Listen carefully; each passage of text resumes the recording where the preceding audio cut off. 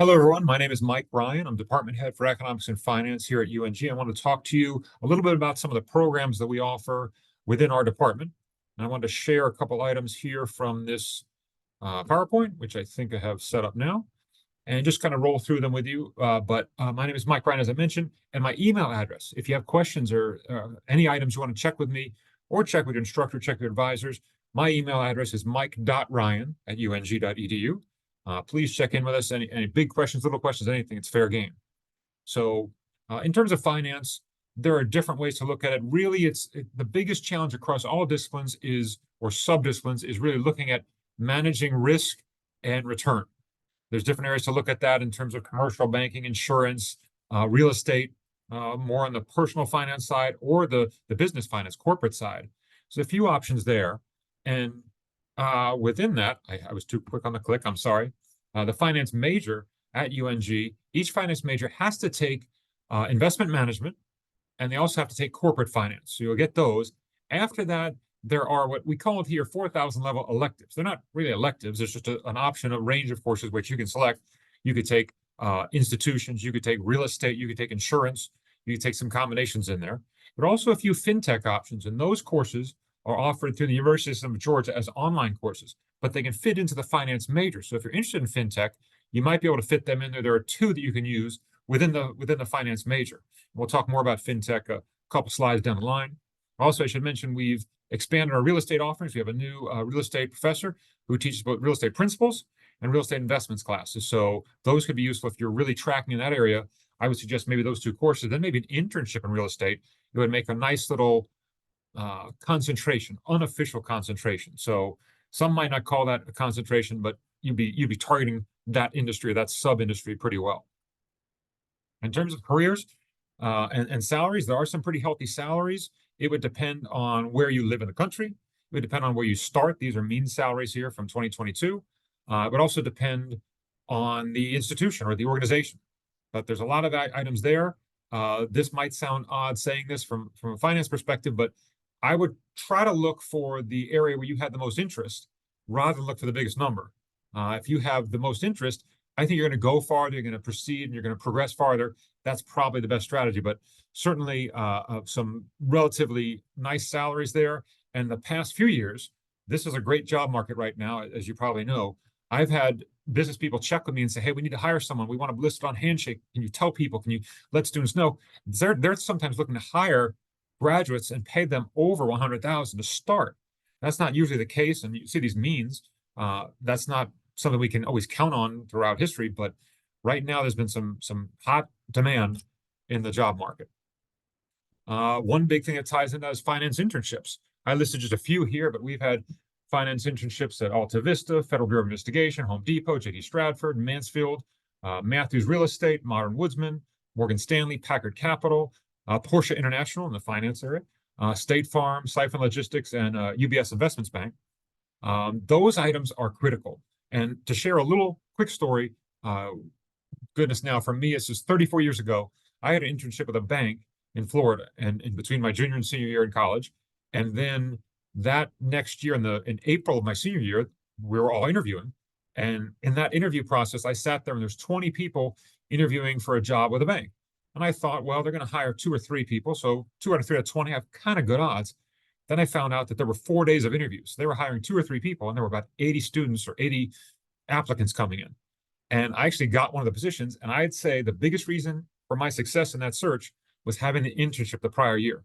I was a good student. I had a good GPA. I had some good extracurriculars, nothing amazing. But the biggest thing I had was internship. So any chance you get to do an internship, please try to take advantage of it. Most times people do it in the summer, but people could also do it in the fall or the spring. I know it's easy for me to say it because I just say it's a great idea. It's a little harder to do because you have a great job at a retail establishment or a restaurant or something. You can get a great salary, you get a great amount of money. To step away for a semester of an internship, that's a little bit hard to do, but it really has a payoff down the line. So I would really encourage you to take a look at internship opportunities. Check with me, check your instructors, check with the pros staff. They're great in that regard. Another item I should mention is our Finance Advisory Council. We have several people who volunteer their times and effort to us. They give us input on the curriculum, but probably the biggest thing they do is that they'll have events on campus. So I think the last one was January 30th, just a little while ago.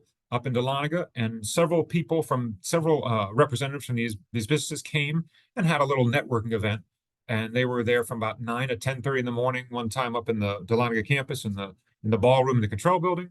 And they met with students and chatted about little opportunities they might have had.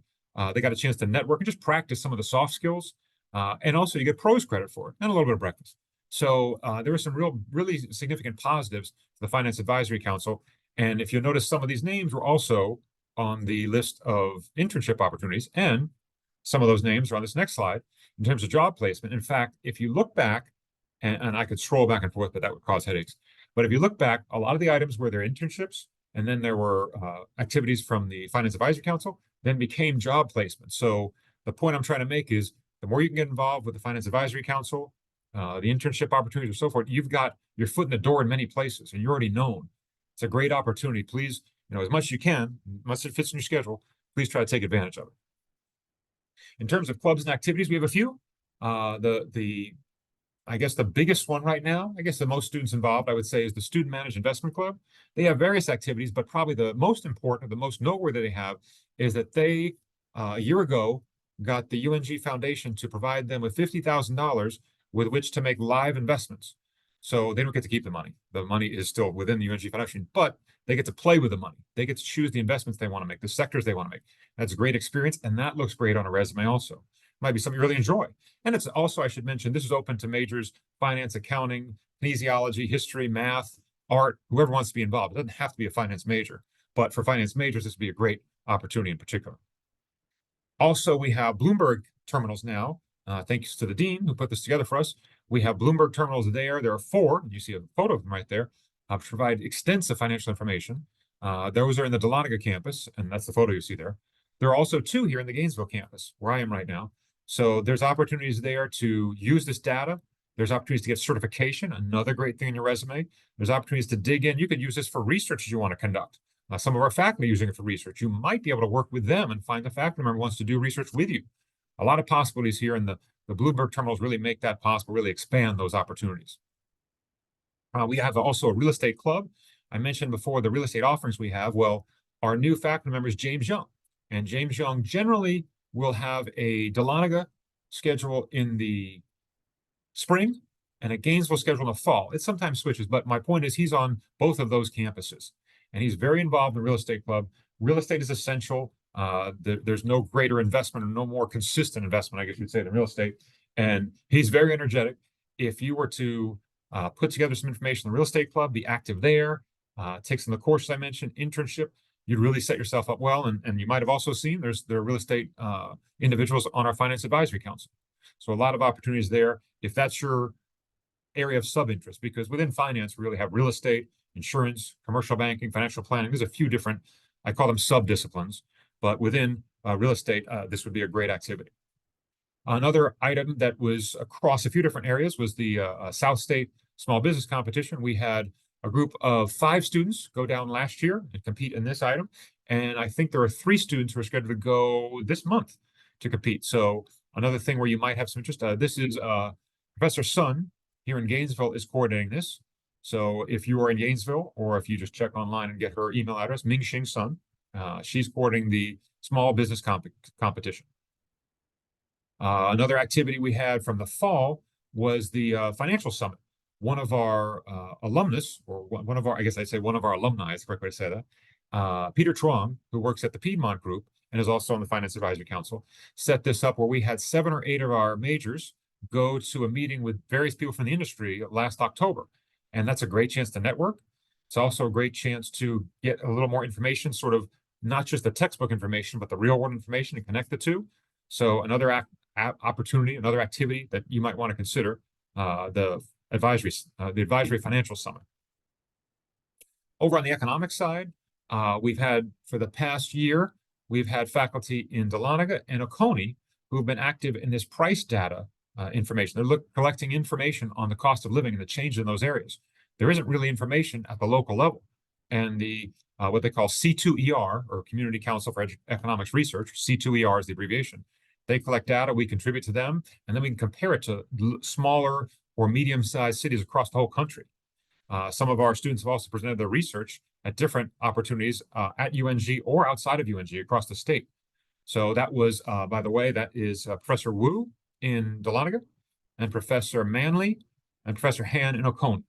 So keep in mind those opportunities if you're a little more slanted towards the econ side as opposed to the finance side. In terms of the programs, we do have the finance major, and that was what I had spoken about at this point, but also want to make sure I mention the econ minor and another minor in a second. But the econ minor, you see the details here. This was started about 4 years ago, and it's been going pretty well. Many of these courses are offered online, at least half of them, with the others offered on campus. But there's a critical thing to mention here. There are a few, in fact. One is this can be a nice complement. If you're a finance major, you could add an econ minor. If you're an accounting major, you could add an econ minor. You could be a political science major and add an econ minor. But for business students, which is going to be most of the people in this class, there's really an important comment here as far as efficiency. All business majors have to take microeconomics and macroeconomics. And the way the USG works minors, you can count those as your requirements in for the business major, whatever your marketing, your management, whatever you are. You can also count them in the economics minor. So you don't have to take additional courses. You don't have to take them a second time. So since all business majors also have to take 3 electives, or at least finance majors have to take 3 electives, then if you plan correctly and use those 3 electives to take 3 of these courses, you can get the economics minor added without taking additional courses beyond the 120 hours. So if you're very efficient or strategic in how you plan out your schedule, you could add the econ minor without having to add additional courses. You don't have to go over 120 hours. In some cases, that would be necessary a few more hours, but here you could add these pretty easily. And that might be something to consider. If you had more questions, probably there, you go to any econ professors, they could help you. But I would probably say, with my interest in the econ field and my position as department head, I would say come to me regarding econ minor. Another one to mention is the FinTech minor. The FinTech minor, most of these courses are offered through the University System of Georgia in an online format. But the FinTech minor is going to be critical now when we're looking at payment processing and data items that are really becoming universally important. For this, the first item on the top there, the computer information systems, that's a course you have to take as a business major. So that kind of works the same way. You're going to be already taking that. You get concluded, here's the FinTech minor. You have to add the additional courses, though. So you have to add foundations of FinTech and then 3 out of the other 4. So it requires 1 more course if you plan well. But it could be very valuable. That's a really nice resume item, I would think, for someone in finance or accounting. Those 2 jump out to me, but also it could be computer information systems or in marketing or management as well. So those are the comments I wanted to make sure I shared. If you have questions, you can check them by email. You can check the professor. You can relay them to me. But please let us know, and thank you very much.